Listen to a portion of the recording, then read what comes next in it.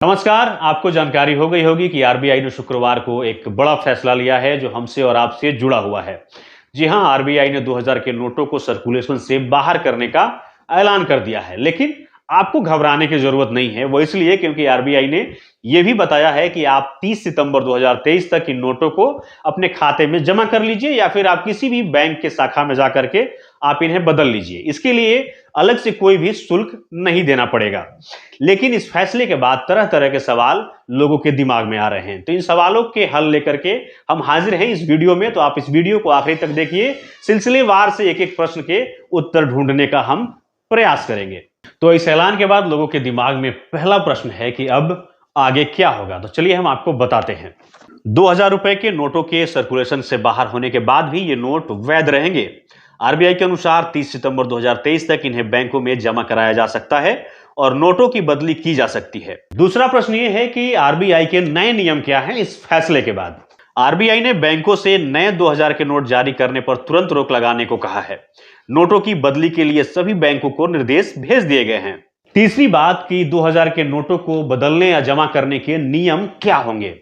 लोग अपने बैंक खाते में 2000 के नोट जमा कर सकते हैं या किसी भी बैंक की शाखा में जाकर के अपने नोट बदल सकते हैं।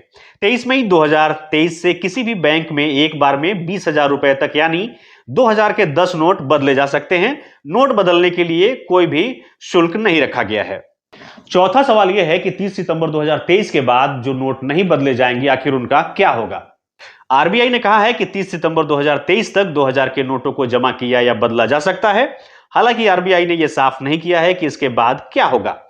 यह संभावना है कि आरबीआई इस बारे में भी कोई दिशा निर्देश जारी करेगी। पांचवा सवाल कि इस वक्त बाजार में कितने 2000 के नोट हैं। 31 मार्च 2023 को 3.62 लाख करोड़ रुपए मूल्य के ही 2000 के नोट बाजार में चलन में थे। इन नोटों का सर्वाधिक सर्कुलेशन 31 मार्च 2018 को 6.73 लाख करोड़ रुपए था, जो कुल नोटों का करीब 10% है। छठा सवाल कि क्या आरबीआई ने इन नोटों को पहले ही छापना बंद कर दिया था क्या।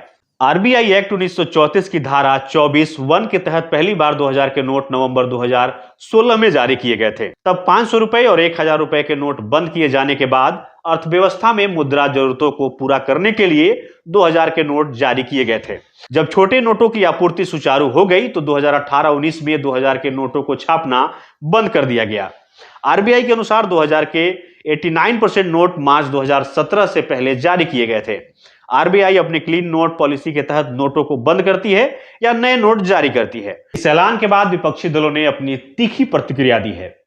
आम आदमी पार्टी के नेता और दिल्ली के मुख्यमंत्री अरविंद केजरीवाल ने ट्वीट करके कहा कि पहले बोले कि 2000 का नोट लाने से भ्रष्टाचार बंद होगा, अब बोल रहे हैं कि 2000 का नोट बंद करने से भ्रष्टाचार खत्म होगा।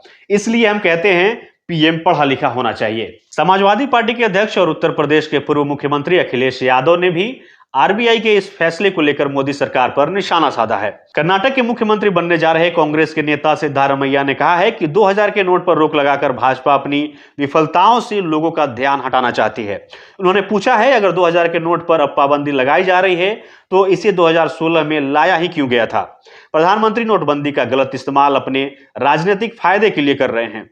नोटबंदी के बाद सामने आया था 2000 का नोट। नवंबर 2016 में एक रात अचानक प्रधानमंत्री नरेंद्र मोदी ने 500 और 1000 रुपए के नोट बंद करने की घोषणा कर दी। फिर सरकार गुलाबी रंग का 2000 रुपए का नया नोट लेकर आई थी। 8 नवंबर की उस रात प्रधानमंत्री मोदी ने नोटबंदी की घोषणा करते हुए कहा था कि रात 12 बजे के बाद 500 और 1000 रुपए के नोट बंद हो जाएंगे और इनकी जगह भारतीय रिजर्व बैंक 2000 रुपए और 500 रुपए के नए नोट जारी करेगी। हालांकि बीते सालों में 500 का नोट तो खूब चला, लेकिन एटीएम और बैंकों में 2000 के नोटों की किल्लत पर सवाल उठते रहे। साल 2021 में तत्कालीन वित्त राज्य मंत्री अनुराग ठाकुर ने बताया था कि आरबीआई ने साल 2019 और 2020 में 2000 रुपए के नए नोट छापे ही नहीं हैं। वहीं अनुराग ठाकुर ने साल 2020 में कहा था मार्च 2019 में 329.10 करोड़ रुपए कीमत के 2000 रुपए के नोट बाजार में चल रहे थे। वहीं मार्च 2020 में इनकी कीमत कम होकर 273.98 करोड़ रुपए रह गई थी।